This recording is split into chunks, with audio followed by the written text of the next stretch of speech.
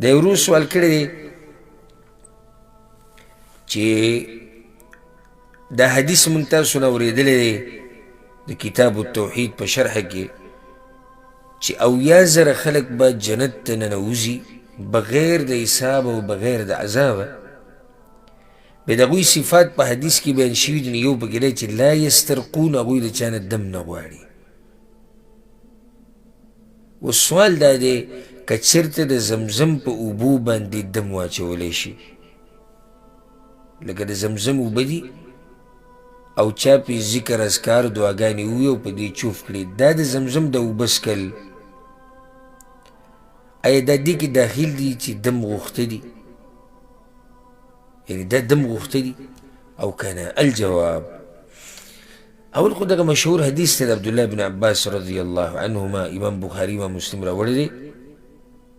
يدخل الجنة من أمتي 70,000 بغیر حساب.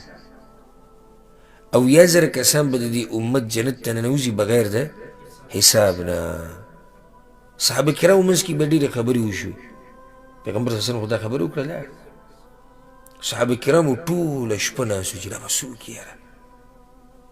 چا وي د دوی نه به ګناه نه ایښې وي، چا وي دوی به په اسلام کې پیدا شوي، چا څه چا څه.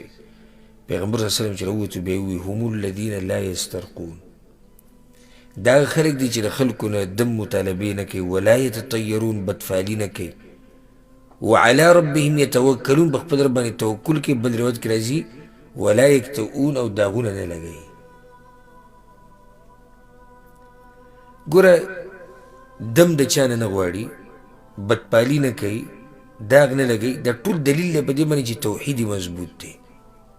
ځکه ورسره ووایي وعلى ربهم یتوکلون، ځان یې سپارلی په الله باندې. نو ځان یې سپارلی په الله باندې او د توکل ډېر مضبوط دی، نو ځکه دا کارونه نه کوي.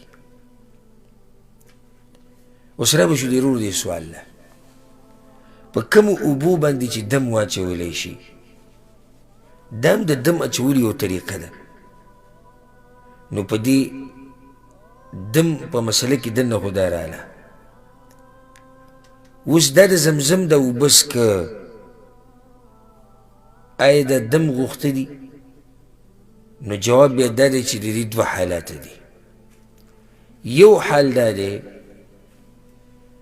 په دې اوبو باندې چې د دم اچولی شوی، دا د ده په طلب سره اچولی شوی. لکه ته چاله د زمزم اوبه ویسې ورته ووایي چې په دې باندې دم واچوه، نو دا هم د دم طلب کول دي. دا پکې بیا دننه رالو په دغه کې، او دې کې هېڅ فرق نشته چې ته یو کس ته دا ووایي چې دم واچو زما په بدن باندې، او یو کس ته ووایي چې دم واچو په دې اوبو باندې چې زه یې وڅکم، یو شی دی، خو دم دې وغوښتو که نه. دویم حال دا دی چې دا اوبه د نه دي غوښتلي، په دې باندې دم اچول دا د نه دي غوښتلي، نه یې د دې هیرس کړی دی، بلکې چا وله ورکړي، چا ورته هدیه کړي چې یاره زمزم اوبه واله په دې دم هم اچولی شي. اوس که دی دا اوبه څکي،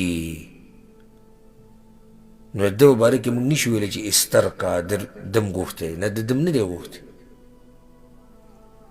د ده خو دا طلب نه دی کړی چې په دې اوبو باندې دم واچوي، خو اوبه د ده چا هدیه کړی او یې څکي، نو دی بیا په دغه کې دننه نه راځي. والله اعلم.